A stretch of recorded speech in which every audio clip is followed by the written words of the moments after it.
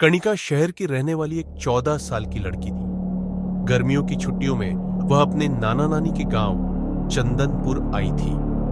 गांव शांत था, हरियाली से भरपूर और पुराने खंडहर जैसे घरों से घिरा हुआ। उसी दिन शाम को तेज बारिश शुरू हो गई। आसमान में बिजली चमक रही थी और दूर कहीं मंदिर की घंटियां गूंज रही थी। कणिका नानी के कहने पर रात को सोने चली गई। कमरे में सन्नाटा था, सिर्फ बारिश की आवाज गूंज रही थी। लेकिन आधी रात को एक अजीब सी आवाज ने उसकी नींद तोड़ी। टप टप टप, मानो छत से पानी टपक रहा हो। पर वो छत तो सीमेंट की बनी थी, एक बूंद भी रिस नहीं सकती थी। कणिका ने धीरे से टॉर्च उठाई और इधर उधर रोशनी डाली। फर्श बिल्कुल सूखा था। वो उलझन में थी। आवाज आई थी पर निशान कोई नहीं। और तभी खिड़की के शीशे पर उसे किसी की परछाई नजर आई। कोई वहां खड़ा था, बिल्कुल शांत, बस खड़ा, घूरता हुआ। दरवाजा जो सालों से कभी बंद नहीं होता था, अब वो धीरे धीरे चरमराते हुए बंद हो रहा था। कणिका का दिल जोर जोर से धड़कने लगा। डर के मारे उसने नानी को हिलाया, जगाने की कोशिश की, लेकिन नानी जैसे गहरी नींद में डूबी हो, इतनी गहरी कि किसी और दुनिया की लगती थी। कणिका की आवाज कांप रही थी, उसकी सांसें तेज हो गई और खिड़की के बाहर वो साया अब और पास आ गया था। कणिका डर के मारे कांपने लगी। उसने नानी को उठाया, लेकिन नानी बेसुध सो रही थी, जैसे किसी ने उन्हें गहरी नींद में सुला दिया। कणिका ने खिड़की से बाहर झांका, बिजली चमकी और सामने पेड़ के नीचे एक औरत खड़ी थी, पूरी भीगी हुई, बाल चेहरे पर लटक रही थी और उसकी आंखें सीधी कणिका की तरफ थी। अचानक दरवाजा खुला, जबकि वो अंदर से बंद था।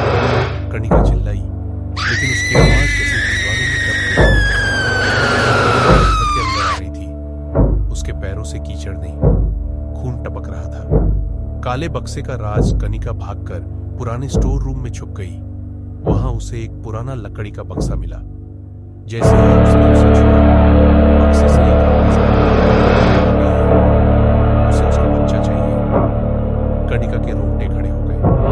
बक्से में एक पुरानी लाल चुनरी थी और एक टूटा हुआ खिलौना। उसे याद आया, नानी ने कभी बताया था कि इस घर में एक औरत ने आत्महत्या कर ली थी क्योंकि उसके बच्चे की मौत हो गई थी। और तब से हर बारिश की रात वो वापस आती है अपने बच्चे को खोजने। कणिका अब समझ चुकी थी उस आत्मा को क्या चाहिए। उसने वह चुनरी और खिलौना लेकर पेड़ के नीचे रख दिए, जहां उस औरत की आत्मा खड़ी थी। धीरे धीरे बारिश की बूंदें रुकने लगी और वो औरत कीचड़ में समाने लगी। अब उसकी आंखों से खून नहीं, आंसू बह रहे थे और फिर वो गायब हो गई। अंत अगली सुबह कणिका ने सब कुछ नानी को बताया। नानी ने कहा, तूने जो किया वो उसकी आत्मा को शांति दे गया। अब शायद वो कभी वापस नहीं आएगी। लेकिन कणिका को अब भी हर बारिश की रात वो टप टप टप की आवाज सुनाई देती है। क्या वो आत्मा सच में चली गई या सिर्फ इंतजार कर रही है अगली बारिश का? बारिश फिर लौटी है। 1 साल बाद चंदनपुर अब पहले जैसा नहीं रहा। गांव में अजीब घटनाएं हो रही थी। बारिश की रातों में मवेशी गायब हो जाते, छोटे बच्चे सोते सोते चिल्ला उठते और कुछ घरों की छतों पर गहरे लाल निशान पाए जाते। गांव के लोग कहते थे वो आत्मा तो जा चुकी है, लेकिन उसकी परछाई अब भी घूम रही है।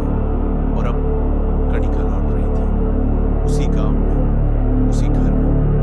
रात का पहला डर उस रात बारिश की बूंदें गिर रही थी। कणिका बिस्तर पर लेटी थी पर नींद नहीं आ रही थी।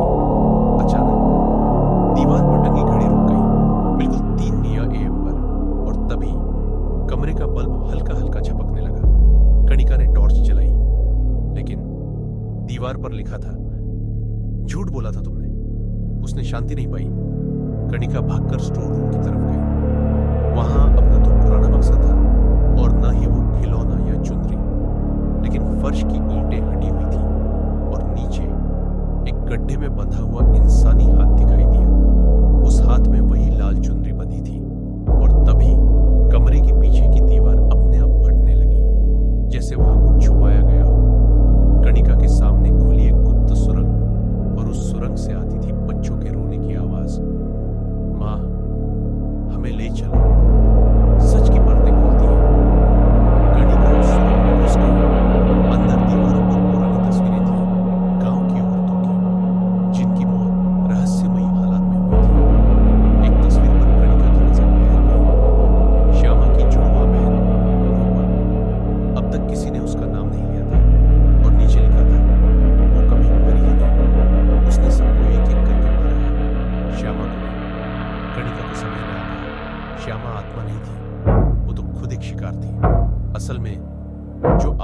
अब भी भटक रही थी। वो उसकी बहन रूपा की थी, जिसने सबको मारा था और अब कणिका को चुना था। क्यों? क्योंकि कणिका ने पिछली बार उसकी बहन की आत्मा को शांति दी थी। अब रूपा चाहती थी वो शांत कैसे हो सकती है और मैं नहीं। डर का आखिरी खेल। सुरंग के अंत में कणिका को एक और काला बक्सा मिला। इस बार उसके ऊपर लिखा था, मुझे खोलोगे तो मौत आएगी, नहीं खोलोगे तो मैं हर बारिश में लौटूंगी। कणिका ने बक्सा खोला और अंदर से निकला एक शीशा जो रोशनी में भी अंधेरा दिखा रहा था। और उस शीशे में कणिका ने खुद को नहीं बल्कि खुद रूपा को देखा। उसके चेहरे के सामने कणिका चीखते हुए होश खो बैठी। जब वो सुबह उठी तो खुद को अपने शहर के घर में पाया। नानी बगल में बैठी थी। सब कुछ शांत था, पर जैसे ही उसने आईने में देखा, उसकी आंखें अब उसकी नहीं थी। वो कणिका नहीं थी, वो अब किसी और की परछाई बन चुकी थी। अगली बारिश जब भी गिरेगी, कोई और लड़की आईने में देखने से डरेगी, क्योंकि अब रूपा लौट आई है, इस बार कणिका के रूप में।